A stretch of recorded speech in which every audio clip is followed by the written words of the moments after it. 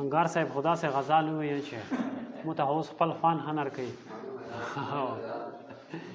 صدر صاحب په اجازت سره چې قتلوي مو د الزام د ځان بچ نه ساتي، چې قتلوي مو د الزام د ځان بچ نه ساتي، وحشي جابر د انتقام د ځان بچ نه ساتي.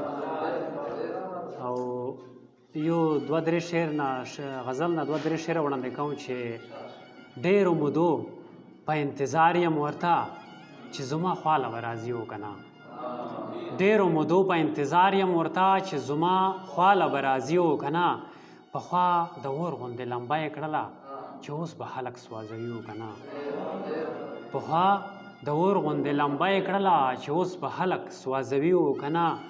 او انګار صاحب خاورې مې ژوند په امیدو بادوي، او خاورې مې ژوند په امیدو بادوي، چیرې د قبره نه وځي و که نه.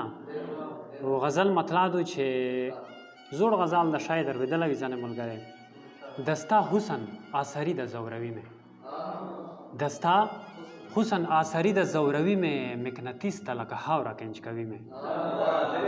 او دستا حسن اثری د زوروي مې، مقناطیس ته لکه خاوره کنج کوي مې. او که هر څومره ځان ته صبر تویز وکړم، که هر څومره ځان ته صبر تویز وکړم، لکه سویره په یوه حال نه پرېږدوي مې. او انګار صاحب ورنه تنګ نه یم ما ژوند یو مشغوله ده، ورنه تنګ نه یم ما ژوند یو مشغوله ده، او پرې رضا یم که هر وخت یې کړوي مې. او انور صاحب که پښتو او د غیرت خبرې چیړو، که پښتو او د غیرت خبرې چیړو، اغیار سله په خپل کور کې قتلوي مې. او پسې شعرونه دي سو چې که ترې ځان ورنه ساتمه نو بیا هم، که ترې ځان ورنه ساتمه نو بیا هم، ستا یدونه خپل ځان ته جوختوي مې.